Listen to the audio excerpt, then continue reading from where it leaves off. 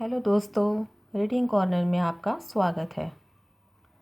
आज की हमारी कहानी है बुढ़िया की पोती, जिसके ऑथर हैं डॉक्टर सुनीता और जिसका चित्रांकन किया है सुरेश लाल जी ने।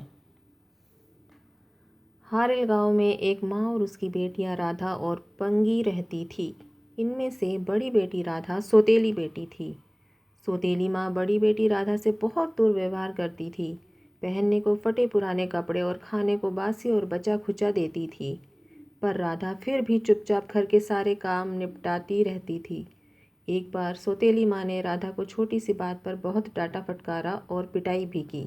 उसके बाद उसे घर से निकाल दिया। राधा रोते सुबकते चली जा रही थी। किसी की कुछ कहने की भी हिम्मत नहीं थी, क्योंकि सभी उसकी सौतेली माँ के कटु व्यवहार के कारण पहले से ही परेशान रहते थे। चलते चलते राधा एक जंगल में पहुंच गई। जंगल के साथ ही एक नदी भी बहती थी। वह जंगल में चली जा रही थी। अचानक उसे रास्ते में एक बड़ा सा पत्थर दिखाई पड़ा और आवाज़ सुनाई दी, बहन, मैं गर्मी के कारण फटने ही वाला हूँ। तुम किसी तरह नदी से थोड़ा पानी लाकर मुझ पर डाल दो।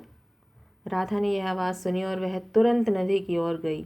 उसने अपनी ओढ़नी नदी में भिगोई और उसे हाथों में इकट्ठा करके ले आई।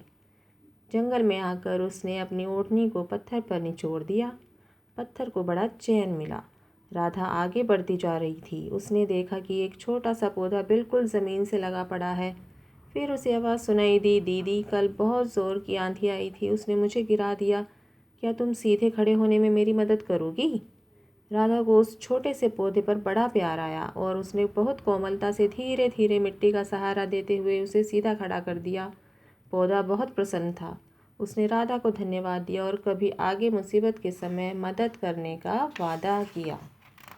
राधा आगे बढ़ती जा रही थी। जंगल में ही उसे एक हाथी मिला, जिसने अपना एक पैर ज़मीन से उठा रखा था। उसकी आंखों में बड़ी करुणा थी। उसने कहा, बहन, मेरे पैर में एक कांटा चुभ गया है, बड़ा कष्ट हो रहा है, क्या तुम उसे बाहर निकाल दोगी? राधा ने ध्यान से हाथी के पैर के निचले हिस्से में देखा। उसमें बड़ा सा कांटा गड़ा था। राधा ने बहुत धीरे धीरे वह कांटा खींचकर बाहर निकाल दिया। हाथी बहुत खुश हुआ।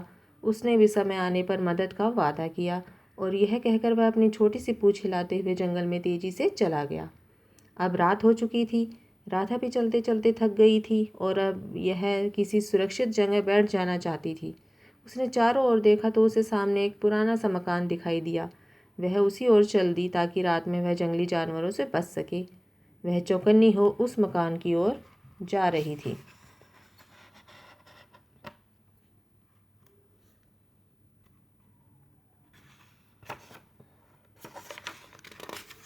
उस मकान के दरवाजे पर पहुंचकर उसने द्वार खटखटाया तो अंदर से एक बुढ़िया निकली।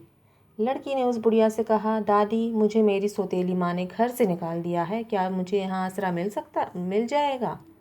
बुढ़िया बोली, मुझे घर के कामों में मदद की ज़रूरत है, क्या तुम कर सकोगी? राधा ने खुशी खुशी कहा, दादी माँ, मुझे घर के सारे काम आते हैं, आप जो भी काम कहेंगी मैं खुशी खुशी कर दूंगी। बुढ़िया ने कहा, तब ठीक है, तुम्हें यहाँ खाने पीने और पहनने की कोई कमी ना होगी। बस किसी काम के लिए ना मत कहना। ना से मुझे चिढ़ है। जिस दिन तुमने किसी भी काम के लिए ना कहा, बस समझ लो उसी दिन इस घर से तुम्हारी छुट्टी। बुढ़िया और राधा आपस में खूब प्यार से रहने लगी। सरल स्वभाव की राधा दादी अम्मा के 100 काम झटपट कर देती थी। पहले ही दिन बुढ़िया ने उससे पूछा कि वह ठंडे और बासी चावल से काम चला लेगी या कि ताज़े और गर्म चावल चाहिए। इस पर राधा ने बड़ी मासूमियत से कहा, नहीं नहीं, मेरा काम आसानी से बासी ठंडे चावलों से चल जाएगा। इसी तरह रात में सोने के समय बुढ़िया ने राधा से पूछा कि उसे सोने के लिए चटाई काफ़ी रहेगी या कि मुलायम गद्दा चाहिए। राधा ने जवाब दिया, दादी माँ, मुझे मुलायम गद्दे की क्या ज़रूरत है, मैं तो घर में भी चटाई पर ही सोती थी। उसके इन उत्तरों से दादी माँ ने उसे ढेरों आशीर्वाद दिए और मन ही मन सोचा, अरे, यह लड़की कितनी सहनशील है, फिर भी इसकी माँ ने इसे निकाल दिया। यह इसका नहीं, इसकी माँ का ही दुर्भाग्य साबित होगा। इसी तरह जब दादी माँ ने राधा को नए कपड़े पहनने के लिए देने चाहे, तब भी उसने बड़े संतुष्ट भाव से कहा, दादी माँ, अभी तो बड़े मज़े में काम चल रहा है, जब ये फट जाएंगे तब नए ले लूँगी। दादी माँ अपनी इस पोती से हरदम परम संतुष्ट रहती। खाने पीने की कोई कमी न थी, ऊपर से दादी माँ का प्यार दुलार। राधा समय के साथ साथ बड़ी होती गई। अब वह एक सुंदर युवती हो चुकी थी। एक बार उस राज्य का राजकुमार भानुदेव जंगल में शिकार करने आया। उसकी नज़र राधा पर पड़ी और देखते ही वह सुंदर सलोनी राधा की ओर आकर्षित हो गया। वह उस राधा के साथ उसकी दादी माँ के पास गया और लड़की से विवाह की इजाज़त मांगी। दादी माँ ने जब इतने सुंदर राजकुमार को देखा तो तुरंत हाँ कर दी। जंगल में ही मंगल हो गया, मानो जंगल के सारे पेड़ पौधों और पशुओं को वहाँ से संदेशा दे दिया कि उनकी लाडो का ब्याह हो रहा है। अचानक मौसम बड़ा सुहावना हो गया। दादी माँ और पोती ने मिलकर खूब आज बढ़िया खाना बनाया। इतना स्वादिष्ट खाना राजकुमार ने आज तक नहीं खाया था। इसके बाद दादी माँ ने संभाल कर रखे नए सुंदर कपड़े और गहने निकाले और अपनी लाडली पोती को राजकुमारी की तरह सजा दिया। इतने दिनों तक साथ रहते रहते दादी और पोती में बहुत प्यार हो गया था। अब विदाई के समय दादी माँ की आंखें भर आई। उसने कस कर अपनी पोती को गले लगाया और उसका हाथ राजकुमार के हाथ में दे दिया। जैसे ही वे द्वार खोलकर बाहर निकले तो देखा एक सुंदर हाथी नहा धोकर यहाँ द्वार पर खड़ा है।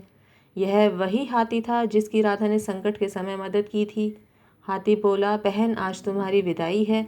हवाओं ने मुझे बता दिया है, मैं कैसे भूल सकता हूँ जब तुमने मेरे पैर से कांटा निकालकर पीड़ा से मुक्ति दिलाई थी। आओ तुम दोनों मुझ पर बैठो, मैं आराम से तुम्हें तुम्हारे घर छोड़ आऊँगा। राधा की आंखों में खुशी की चमक थी। वह राजकुमार के साथ हाथी पर बैठ गई और भीगी पलकों से प्यारी दादी से विदा ली। हाथी पर बैठकर राजकुमार भानुदेव और उसकी दुल्हन जिस राह से जा रहे थे उसी रास्ते पर शीरीष का एक पेड़ खड़ा था। असल में तो वही पौधा जिससे राधा ने सीधा खड़ा किया था अब खूब बड़ा छतनार शीरीष का पेड़ बन गया था। जैसे ही दूल्हा और दुल्हन उसके नीचे से निकले तो उसने चंवर जैसे सुगंधित फूल उन दोनों पर बरसा दिए। इससे आगे जब वे गए तो वह पत्थर मिला जिस पर राधा ने ओढ़नी निचोड़कर पानी डाला था। वह अब छोटे छोटे टुकड़ों में बंटकर उनके लिए पक्का रास्ता बन गया था ताकि कहीं वे गड्ढे में न गिर जाएं। इस प्रकार सुहाना सफ़र तय करते हुए वे राधा की माँ के घर पहुँचे। सौतेली माँ तो पहचान ही नहीं पाई कि वह राजकुमार और राजकुमारी जैसे मेहमान उसकी सौतेली बेटी और दामाद हैं। सौतेली माँ ने ऊपरी मन से उनका स्वागत सत्कार किया। फिर राधा से पूछा कि यह सब कैसे हुआ। राधा ने भी अपनी मासूमियत में शुरू से आखिर तक सब कुछ सिलसिलेवार बता दिया। सौतेली माँ ने यह कहानी सुनकर मन ही मन ठान लिया कि अब वह अपनी सगी बेटी पनगी को भी घर से बाहर निकाल देगी ताकि वह भी एक दिन इसी तरह किसी राजकुमार को लेकर लौटे। कुछ समय बाद सौतेली माँ ने ऊपरी दिखावे के साथ अपनी सौतेली बेटी और दामाद को विदा किया। अगले ही दिन उसकी अपनी बेटी पंगी को समझाया कि वह भी वैसा ही करे जैसा सौतेली बेटी ने किया। अब माँ ने अपनी सगी बेटी को ही घर से निकाल दिया। पंगी भी माँ की तरह ही लड़ाकी और नक चढ़ी थी। जंगल की ओर जाते हुए उसे भी वही चीज़ें मिली जो उसकी बड़ी बहन को मिली थी। रास्ते में पत्थर मिला जिसे पानी की ज़रूरत थी। फिर एक पौधा मिला जिसे सीधा खड़ा होने में किसी की मदद की ज़रूरत थी। फिर हाथी मिला जिसके पैर में कांटा चुभ गया था और उसे निकालने के लिए उसे किसी की मदद की ज़रूरत थी। पर इन सब को पंगी ने टक्का सा जवाब दिया और बोली, क्या मुझे भी मेरी सौतेली बहन की तरह मूर्ख समझ लिया है कि हर अरे गहरे नत्थु गहरे की मदद करती फिरूं। वह तेज़ कदमों से आगे बढ़ती गई। उसकी मंजिल तो बुढ़िया का घर था जहाँ से उसकी सौतेली बहन राधा को खूब सुंदर सुंदर कपड़े और खूब भारी भारी सोने के गहने मिले थे। वह बुढ़िया के पास पहुंची और टिकने का आसरा मांगा।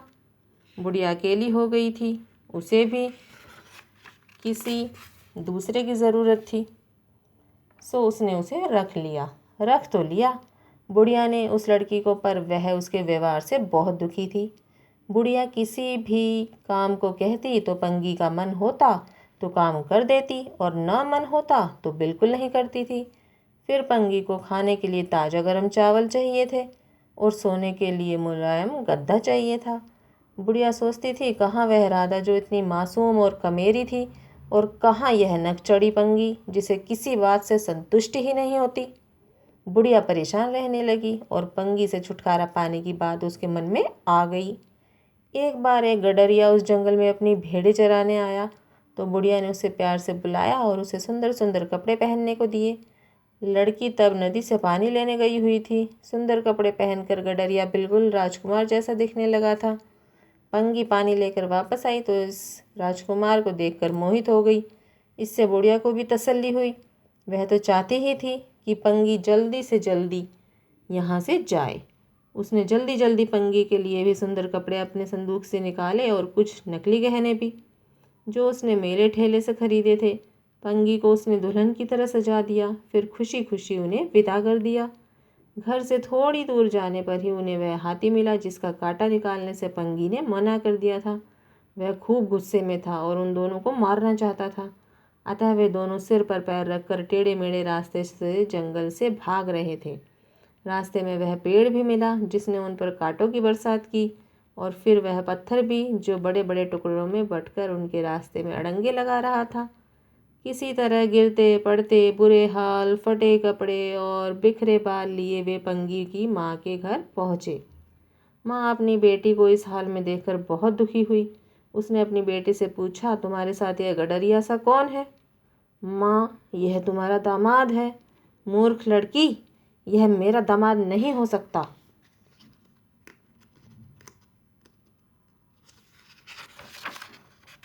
तुम दोनों चले जाओ यहाँ से। यह कहकर माँ ने ज़ोर से दरवाज़ा बंद कर लिया और भीतर जाकर दहाड़ मारकर रोने लगी।